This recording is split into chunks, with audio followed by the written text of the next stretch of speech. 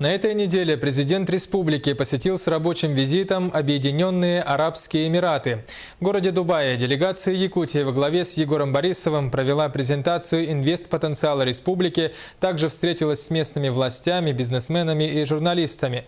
Итогом деловой поездки стали достигнутые соглашения и договоренности о дальнейшей совместной работе Эмиратов и Якутии по целому ряду важных направлений.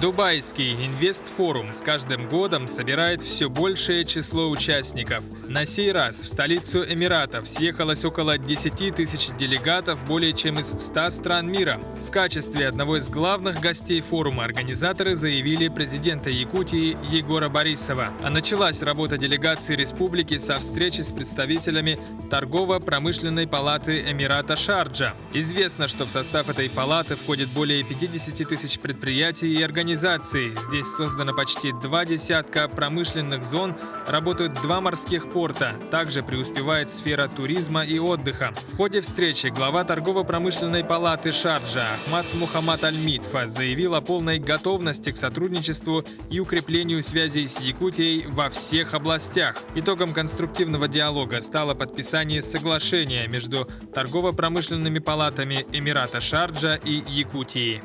Торгово-промышленная палата Шарджа, где мы побывали, мы убедились воочию, как можно, используя накопленный богатейший опыт в рыночных отношениях торгово-промышленных палат, развитие технологий современных и привлечение инвестиций, получить такой колоссальный результат.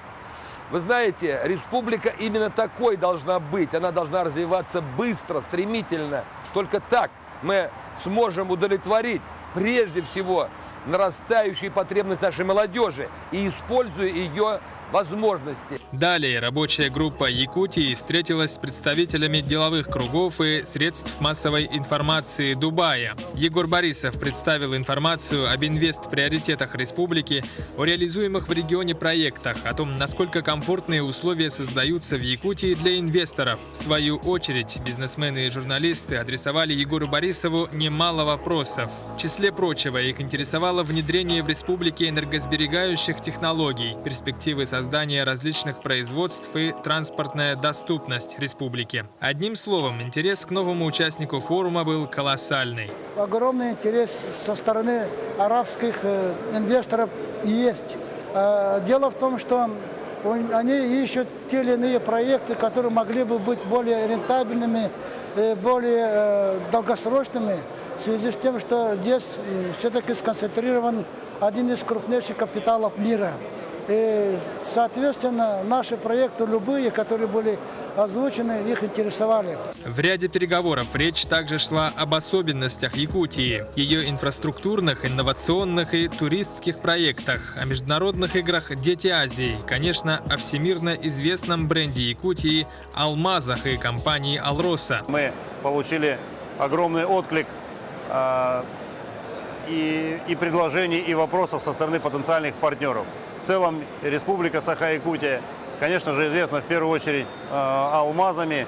И одним из результатов форума можно считать то, что акционерная компания «Алроса» подписала с алмазной биржей Дубая соответствующее соглашение о возрождении своего офиса и реализации продукции. По мнению многих, Якутия привлекла участников форума прежде всего новизной впечатлений, северной экзотикой. К слову, экспозиция республики, оформленная с национальным колоритом, сразу стала одной из самых популярных и посещаемых на форуме. Эти дни нам удалось максимально полно показать туристический потенциал нашей республики. Он представлен во всех ее сферах, начиная с города Якутска, с главного туристического объекта, скажем так, воздушными воротами и заканчивая всеми туристическими маршрутами, которые сегодня у нас есть в Республике Саха-Якутия. Среди множества подписанных между Якутией и бизнесменами как Эмиратов, так и других стран меморандумов и соглашений стоит выделить документ о взаимопонимании между Республикой Саха-Якутия и холдинговой компанией Риада Групп из Бахрейна. Согласно меморандуму, компания примет участие в софинансировании и развитии сети фельдшерско-акушерских пунктов в Якутии. Кроме этого, абсолютный интерес участников форума вызвала презентация Якутией продукции из базальтового волокна. Некоторые инвесторы даже заявили о готовности приехать в республику для знакомства с производством Покровского базальтового завода, а далее планируют вплотную заняться международной сертификацией его продукции. Это в перспективе позволит вывести инновационный проект «Базальт. Новые технологии» на рынки ведущих стран мира.